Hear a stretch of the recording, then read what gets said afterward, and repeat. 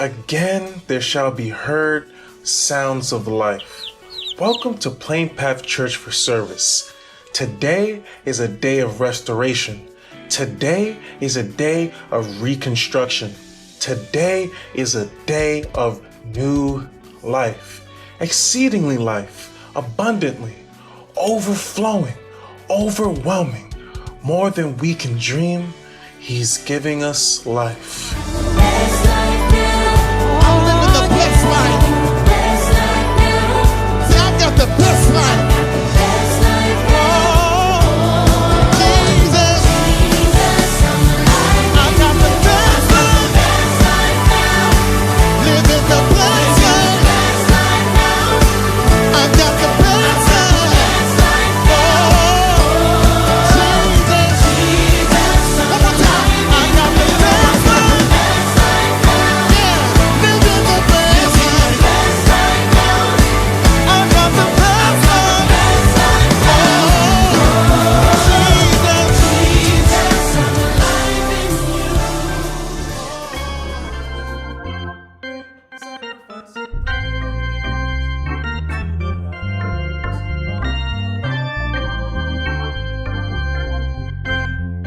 Again, there shall be heard sounds of life, a vibrant life, for the Lord shall return comforts to you. That, again, there shall be heard biblical statement is an expression of promise, and much of what we've read in the verses of today's text prior to the introduction of that clause, which is central to our study, seems to be a backdrop for that self-same central prophetic core expression.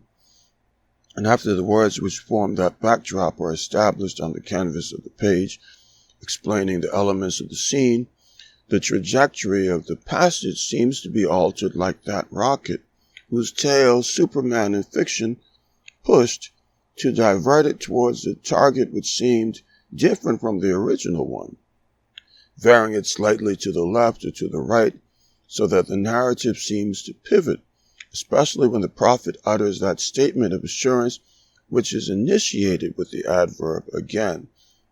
And that initial word, again, is followed up with the independent clause, there shall be heard in this place. A descriptive narrative then follows, establishing a list of very visual images, which images run back to back, almost as if we were viewing a slideshow. Envision these slides with me as I speak. A photo of a distinguished groom at his wedding, a photo of the beautiful bride besides, and one of a person full of gratitude who's bringing either a physical offering or some sort of a verbal expression of thanksgiving to the Lord, so that this is like what we find in Hebrews 13:15, where the word instructs us by the access which Jesus gives us to God's throne to continually offer unto the Father the sacrifice of praise, by which statement the writer expects us to share the fruit or product of our lips, that is, the good fruit which our words produce when we speak faithfully and give thanks to God's name. Though these events took place in the historical past, we Christians who have now suffered under the ravages and virulence of the COVID-19 pandemic are uniquely positioned to somewhat understand what the principle among the Israelites were feeling while they struggled through the shame and dishonor of being a nation which was proud of their God and of their divinely granted terrain, yet they were caused to suffer the indignity of being forcibly removed from what should have been their permanent place and being taken to Babylon as captives.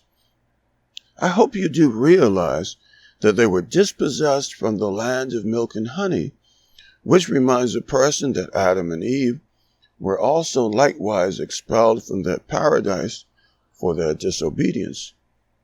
And though they had a reputation for being a godly nation and had stood tall, some of their brethren on their side and others on their right hand and kin before them and others aft, like unresilient trees, had been felled from the forest of humanity by the scourge which confronted them.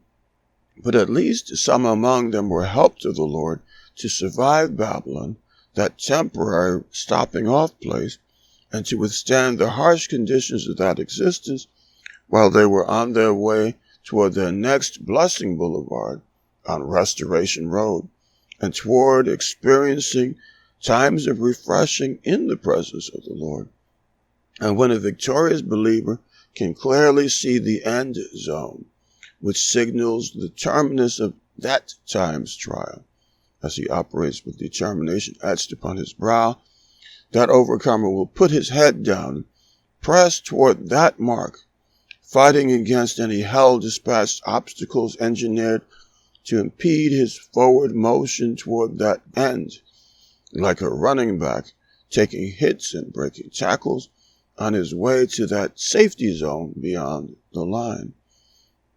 Today we have explored a bit more of the material from the mouth of Jeremiah, which speaks to the ultimate winners after a period of their downtroddenness due to their disobedience and unfaithfulness to God. And that word says that, again, there shall be heard signs and sounds of vibrant life. But please note that in addition, I am to share with you a word from the prophetic book of Isaiah, according to Isaiah 57:18g, and to extend that same word to you.